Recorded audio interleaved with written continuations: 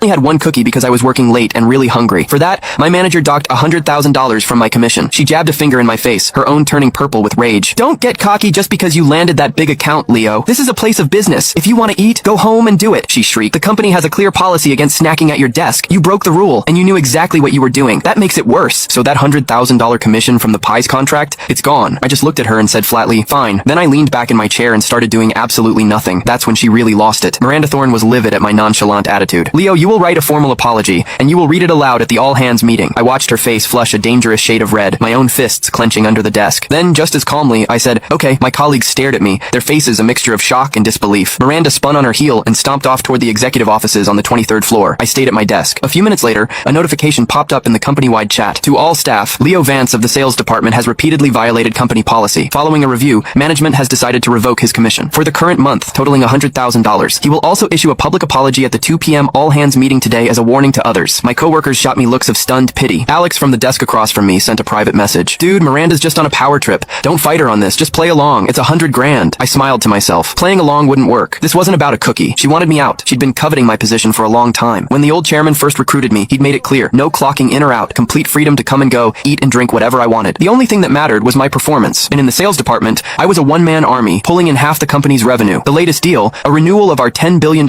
contract with Peace Corp, took me only a week to lock down. Miranda probably thought my job was too easy. The jealousy was eating her alive. I replied to Alex, just wait. This afternoon isn't just about my public shaming. They're bringing in my replacement. Alex's icon showed a shocked emoji. I ignored it and calmly began organizing all my client files, printing out hard copies of everything. Then, I factory reset my company phone. Once that was done, I started writing my apology. Miranda came down once during that time, a smug, triumphant smirk on her face when she saw me typing away. At 2 o'clock, she personally escorted me to the 23rd floor conference room. Over 100 employees were seated, waiting. Miranda's voice boomed through the microphone. Let me reiterate, a company is a place of work, not your living room. We have repeatedly asked you to maintain a professional environment, but some people just don't listen. And don't think you're special just because the chairman himself hired you. Anyone can make a few phone calls, have a nice dinner, and sign a contract. Leo, get up here and deliver your apology. Let everyone see what happens when you disrespect the rules. I stood up and walked to the front, feeling the mix of pity and morbid curiosity from the crowd. Miss Thorne is right. I shouldn't have eaten a cookie at my desk. From this day forward, I will strictly adhere to all company policies and never cross the line again. Ms. Thorne, I'm not a man of many words. You told me not to eat, so I won't. My job as a salesperson isn't that important anyway. It's good that you finally understand. And given your repeated infractions, the executive team has decided to remove you from your position as sales director. You are now a junior sales associate. And this, she announced, gesturing to a greasy-looking man beside her,